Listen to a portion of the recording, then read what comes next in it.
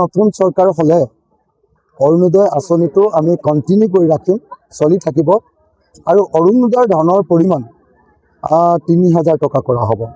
আৰু এতিয়া ১০০ গৰাকী মহিলাৰ ভিতৰত গাঁৱৰ ৫০-৬০ গৰাকী অৰুণোদয় পায়। আমি ১০০ গৰাকীৰ ভিতৰত ১০০ গৰাকী মহিলাকে অৰুণোদয় দিয়াৰ ব্যৱস্থা কৰিম। ১ নম্বৰ। ২ নম্বৰ কথাটো হ'ল যে আমি বৃদ্ধ পেঞ্চন ৩,০০০ টকাকৈ দিয়াৰ ব্যৱস্থা কৰিম। ৩ নম্বৰ কথাটো হ'ল অসমৰ মহিলাসকলৰ মাইক্ৰ' ফাইনেন্সৰ ভাৰ আমি ৬ মাহৰ ভিতৰত মাফ কৰি দিয়াৰ ব্যৱস্থা গ্ৰহণ কৰিম। গতিকে ৰাইজে কোনেও চিন্তা কৰিব নালাগে, আঁচনিৰ ক্ষেত্ৰত কোনেও একো অসুবিধা নাপায়। ছাত্ৰ ছাত্ৰীও আঁচনি পাই থাকিব, মহিলাসকলেও আঁচনি পাই থাকিব, বৃদ্ধসকলেও আঁচনি পাই থাকিব। মুঠতে এইবাৰ গোটেই অসমতে হাৱা হৈছে যে বিজেপি দলক হটাব লাগে, বিজেপি দলক খেদিব লাগে, বিজেপিয়ে অত্যাচাৰ কৰিছে, গতিকে বিজেপি দলক খেদাই ৩ গগৈ চৰকাৰ, গৌৰৱ গগৈ, লুৰিণজ্যোতি গগৈ আৰু অখিল গগৈ, কংগ্ৰেছ, ৰাইজৰ দল আৰু জাতীয় পৰিষদৰ চৰকাৰ গঠন কৰিবৰ কাৰণে মই সকলোকে অনুৰোধ জনাইছোঁ।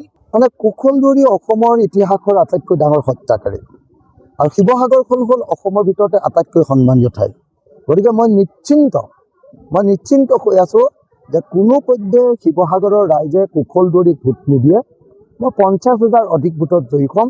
যোৱাবাৰ মই ১৫,০০০ ভোটত জয়ী হৈছিলোঁ, এইবাৰ অতি কমেও ৫০,০০০ ভোটত জয়ী গৈ আছোঁ।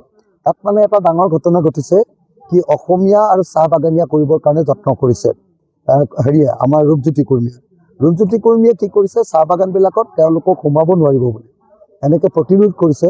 কিন্তু তাৰ ফলটো কি হ'ব, যদি চাহ বাগান এলেকাত আমাৰ অসমীয়া মানুহ সোমাবলৈ নিদিয়ে তেতিয়াহ'লে আমাৰ অসমীয়া মানুহবিলাকেও সিদ্ধান্ত বেলেগকৈ ল'ব।